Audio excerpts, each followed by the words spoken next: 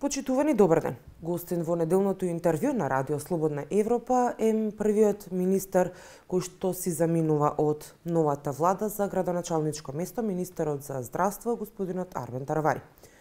Господине Таравари, не дочекавте да ги видите првите резултати кои на 15 овој месец требаше да ви ги презентираат новите директори на клиниките, на кои им дадовте 3-месечен план со задачи. Дали вашиот наследник ќе добие партиска задача да ги следи вашите обиди за реформи во здравството? Значи, точно е така. Нема да стигнам да ги видам првите резултати од тромесечното работење на директорите. Меѓутоа, ја мислам дека во Министерството ќе има континуитет и за тоа гарантирам, и во здравствените политики, и во идеите што јас ги почнав првите 100 дена. Така да било кој да биде мојот наследник, јас се надевам дека тој ќе продолжи по истиот пат, ќе се трасираат и ќе се очекуваат истите резултати што и јас ги почнав првите 100 дена, така да граѓаните нема да осетат дека има некаква промена, само особата ќе биде друга. Пред помалку од еден месец на пресконференција тврдевте дека нема да се кандидирате за градоначалник, за само преку ноќ да се предомислите поради политичките рейтинзи. Зошто сега гостиварчани да ви веруваат и да гласаат за вас? Точно така, ние промовиравме дури и друг кандидат, чие што име веќе се знаеше во јавноста во Гостивар, и до последен момент, односно до недела, беше тоа име. Меѓутоа, во меѓувреме ние преговаравме со одредени други албански партии, како партија би имале неколку градоначалнички места, бидејќи ние сме релативно нова партија. Јас сум представник во оваа министерство на таа партија и ако нашата партија не добие ни едно градоначалничко место, каков кредибилитет би имал Арбен Таравари како министер од Алијансата за албанците да продолжи во владата и каква тежина ќе има. И на крајот на краиштата, јас никогаш не сум излегол во Гостивар да барам гласови. Никогаш не ми се случило од 45 годишниот мој живот. Сега е моментот да видам колку тежам и вредам во мојот град. Ако тие ми дадат, значи ми веруваат и ми дадат гласови, ќе знам дека вредам во политиката. Ако не ми дадат гласови и мислат дека не треба да продолжам во политиката, јас имам златен занает, сум невролог, релативно добар, не најдобар. Ќе си ја продолжам мојата работа, ќе си го продолжам мојот живот со моето семејство кое е релативно добро и им недостасувам последните неколку месеци и години, можеби 2 години откако сум во политика. Сега само минатата година на пресконференција тврдеше дека мој термин е бренд за смртност и катастрофа во здравството. Потоа вие пред да седнете на министерското столче изјавивте дека тоа е проект на кој што му се потребни измени поради големиот број недостатоци. За само неодамна да изјавите дека тоа е одличен проект, наследен од претходната власт, со кој Македонија е лидер во, како што велите, во регионот во однос на времето за чекање на пациентите за преглед. Каде е вистината во овие различни ставови? Јас сум доктор кој што работи 20 години како лекар, а системот мој термин е спроведен во Македонија последните 3-4 години. И од докторска страна, кога работев со пациенти, знам недостатоците и маните што беа, тоа што го говоревме секојдневно со нашите колеги, дека многу бргу, многу пациенти се собираат,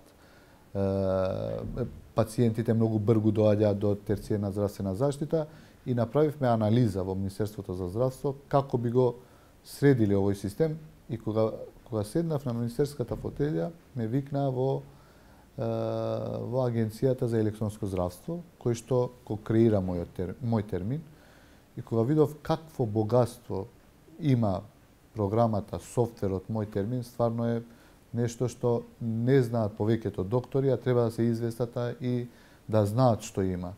Ние веќе почнавме со фидбек од сите клиники и од сите болници.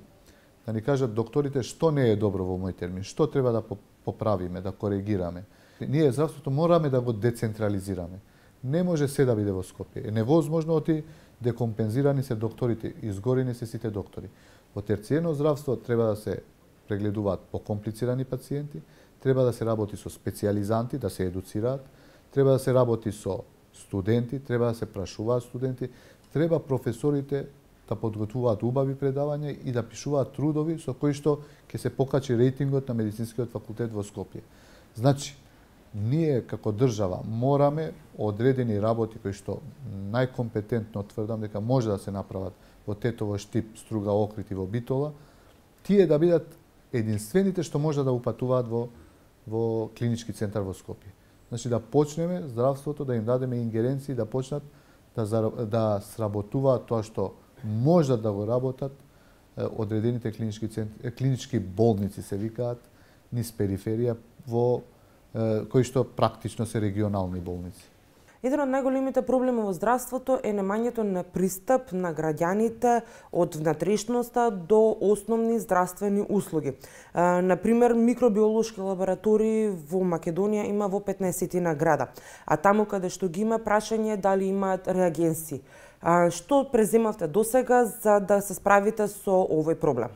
Значи, за жал, имаме страшен дефицит на кадар. Морам да го кажам тоа, посебно одредени специализации, посебно институтските специализации, значи микробиологија, патологија. И ова е проблем кој што се провлекува во Македонија последните 10-15 години и ќе биде проблем во следните години, бидејќи за жал повеќето доктори што се во Македонија повеќе сакаат да специализираат интерно и хирургија. Имаме недостаток на анестезиолози, гинеколози, микробиолози, патолози. И ова е проблем низ целата територија на Македонија. Што е решението? Каква е нашата визија? Значи, тоа не можеме да решиме секој град да има микробиологија. Македонија низ цела дистанца е 200 километри. Нема и во Германија секој 10 километри микробиолози. Значи, невозможно е тоа. Меѓутоа, одредени центри кои што ќе бидат барем во далечина не поголема од 50 километри, да ги има овие. Значи, и патолог, и хистолог, и микробиолог. Значи, ќе се концентрираме да дадеме специализации барем на клиничките болници, кај што може да се извршат сите испитувања, конкретно вие рековте микробиолошки, јас би рекол и гинеколошки евентуално, и патохистолошки кога ќе треба.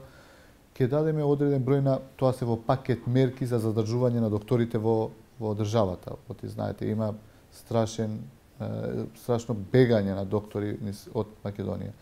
Ќе зголемиме број на специализации кои што ќе бидат дадени одма после избори и на што ќе се концентрираме на тоа што највише недостасува во Македонија. Меѓу тие специализации се и гинекологијата, и микробиологијата, и патологијата, и анестезиолози. Значи, ќе внимаваме и ќе направиме стратегија што ни недостасуваат такви специализации повеќе да дадеме. Изминатава 2016 година се евидентирани мртвородени бебења околу 193. Потоа бројот на починати доенчиња изнесува 273.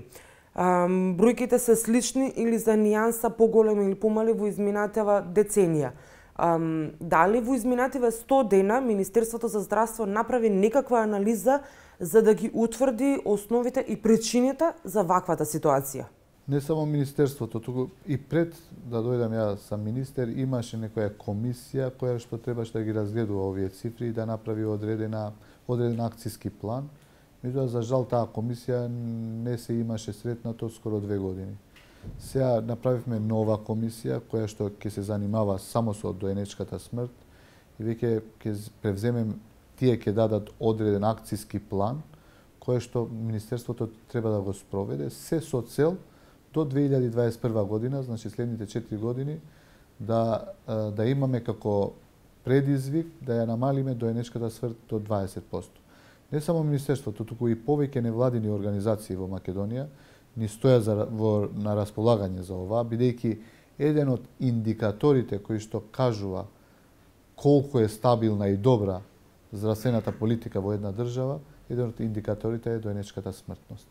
Така да, првата работа што ќе треба да ја направам, комисијата веќе е назначена, тие ќе треба што поскоро да ни дадат одредени чекори и мерки што треба да превземеме ние како администрација, се со цел, ви реков уште еднаш, да ја достигнеме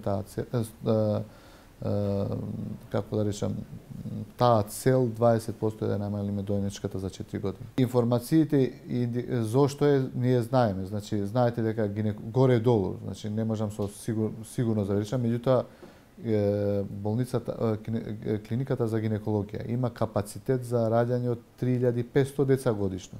Таму се раѓаат, ми се чини, над 4000 деца годишно. Интензивна нега за новороденчиња имаме само во Скопје и никаде друго. Ако не направиме нови капацитети за тоа, нормално ќе ни се случуваат такви работи.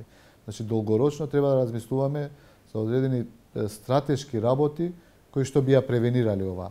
Значи, нема магично стапче со кое што било кој министер ќе најде за една година да ја реши дојнечката смртност.